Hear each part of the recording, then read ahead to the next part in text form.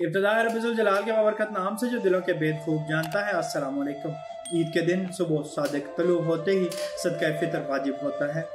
लिहाजा जो शख्स सुबह तलू से पहले मर गया या गनी था फकीर हो गया, या सुबह तलू होने के बाद काफिर मुसलमान हुआ, या बच्चा पैदा हुआ, या फकीर था गनी हो गया, तो वाजिब ना हुआ।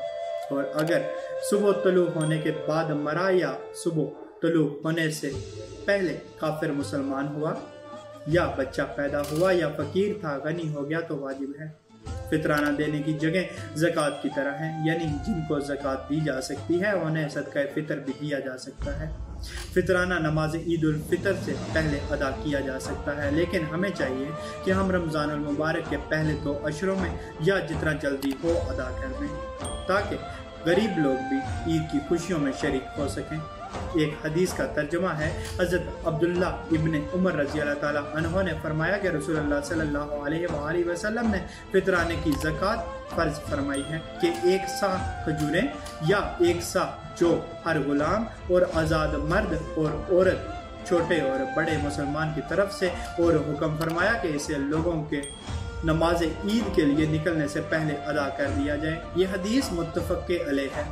जैसे कि हदीस से साफ पता चल रहा है कि फितराना हर गुलाम और आज़ाद मर्द और औरत, छोटे और बड़े मुसलमान पर फर्ज है। इस साल हुकूमत पाकिस्तान और उलमाए कराम की तरफ से जारी करदा फितराना 2 किलो गंदम 320 रुपये, 4 किलो जौ 480 रुपये, 4 किलो खजूर 2800 रुपये, 4 किलो किशमिश दर्जा अव्वल 6400 रुपये, दर्जा दोम 4800 रुपये मुकर्रर की गई है। हर मुसलमान को अपने माली हिसाब और अपनी हिम्मत के मुताबिक फितराना अदा करना चाहिए, ना कि सब लोग गंदम वाले हिसाब से अदा करें। अल्लाह पाक हमें समझने और अमल करने की तौफीक अता फरमाए। अल्लाह पाक आसानियाँ हासिल और तकसीम करने का शर्फ अता फरमाए। आमीन। जज़ाकल्लाह।